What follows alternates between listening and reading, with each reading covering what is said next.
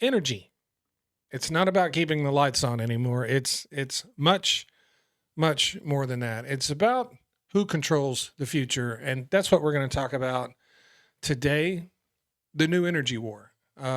Why power and supply chains decide who rules the world. And this is actually something that I've been talking about for quite a long time, and I wanted to touch back on it again, once again today. So, you know, I think simply put, the wars of the past were typically fought over things like land, borders, ideology.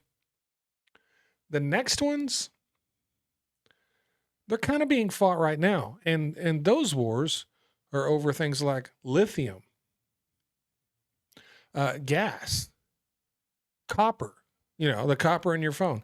Every major power on earth is scrambling, so to speak, to secure the one thing that no nation can survive without, and that's energy, obviously. And the race for energy is crazy.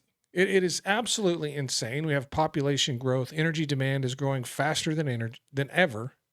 So energy security is becoming a bigger and bigger thing. Supply chain control becoming a bigger and bigger thing. And whoever wins this basically wins the 21st century. And like I said, this is something I've talked about quite a bit. And honestly, this is happening much faster than I thought it would. I thought this was still something further down the road. It's becoming more and more prevalent, much faster than I thought. One thing the pandemic showed us is how fragile the world truly is. And I think a lot of us sort of forgot that. You know what I mean? A single supply shipping bottleneck, and before you know it, factories in Michigan are shut down because some part in Malaysia didn't show up. It didn't arrive. And then, we got Russia's invasion of Ukraine. Europe pretty much learned overnight what dependence looks like. Billions of dollars flowing to Moscow while citizens just froze in the dark. And now we're here in 2025, and the lesson is pretty clear to me anyway.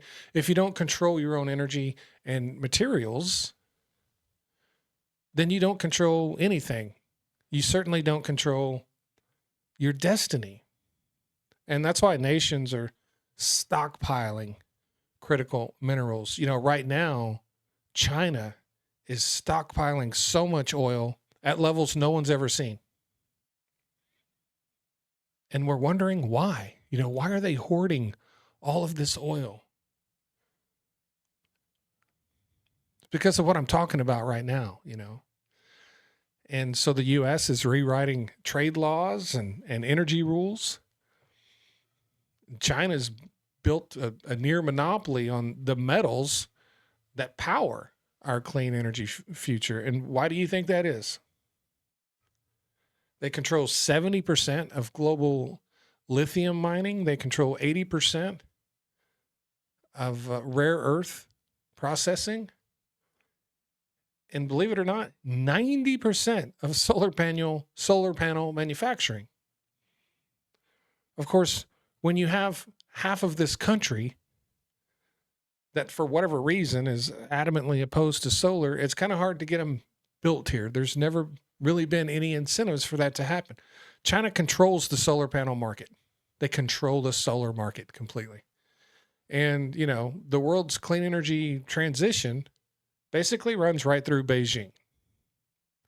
If China shuts down exports tomorrow, it all stops overnight, including EVs. It literally just stops. That's much more than power. That's leverage. They can crash markets, control prices, weaponize supply, just like OPEC, just like OPEC did with oil in the 70s, except now it's not barrels of oil, it's batteries. But it's the same thing. It's all energy. It's all energy. And what are we doing? We're debating subsidies while China builds factories 24 hours a day. We literally cannot get out of our own way. It is unbelievable. Is America ever going to wake up? Are we ever going to wake up? Now, we've had some good news in the past.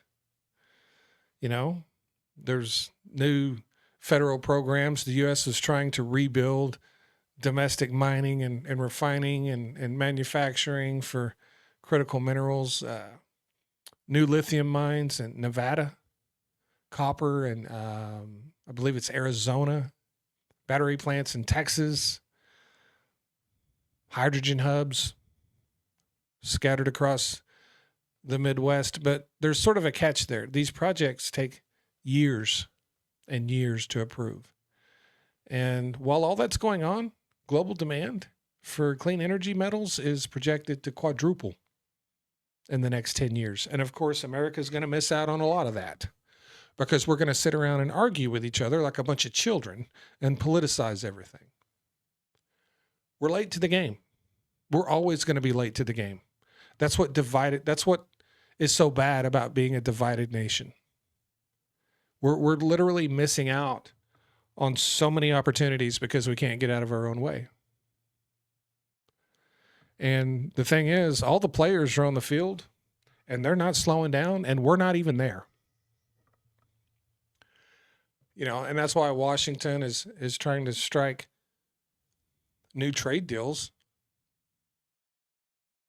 to build what they called, friendly, shored supply chains, but relying on rivals for power is national suicide, basically. But even Donald Trump is, he's destroying our relationships with our allies. He's literally destroying them. And so here we are. Once again, energy is the weapon, right? It's not the bombs or the bullets, but it's contracts and choke points.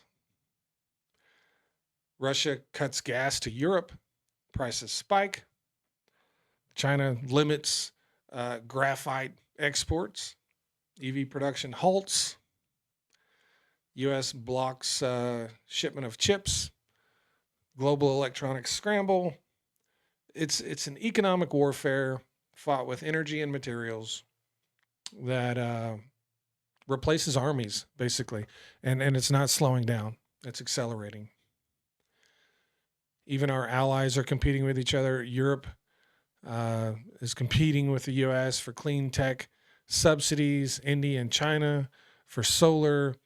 Everyone wants energy independence, but in a global system, that independence doesn't really exist. It's not a thing. So nations are building resilience, right? Backup suppliers, contingency plans, domestic stockpiles, redundancy in grids. Wish we could get some of that in the United States. And, because one weak link can literally bring down an entire empire.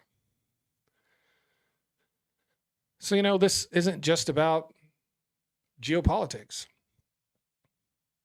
It's about our lives. It's your wallet. It's your life. When energy is insecure, prices explode. When supply chains break, goods vanish. When one nation controls all the raw materials, everyone else pays the price. And that's how it works. And if you think the world feels unstable now, imagine what it's going to feel like in the future. Imagine the next energy crisis. It won't be oil.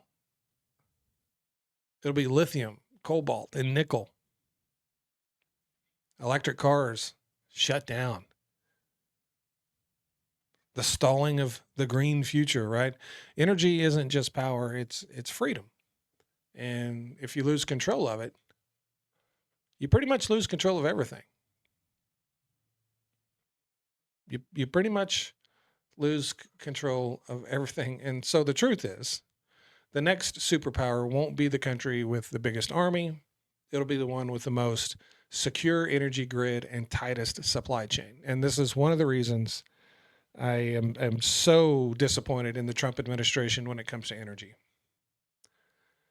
They do not understand this. They cannot grasp this. It's not even in their universe. They have no clue the world we're walking into. And so we're living through a new kind of war. It's invisible, it's economic, it's relentless. And while we argue over politics, the real battle is happening already in the mines and the factories, shipping routes, places that just decide to keep the lights on. If you control the energy, you control the world. And that's something I've said for decades. And right now, the race is on. And in the United States, instead of progressing, instead of moving forward, we're fighting over fossil fuels and renewable energy and nuclear. All that fighting is being promoted by corporate donors. And every single day, every minute of every day, we're falling further and further and further behind. And it's going to get real ugly in the future. That I can tell you right now. Let me know your thoughts in the comments section. I really appreciate all my new followers and subscribers. I hope you guys have a great Sunday afternoon. Thanks.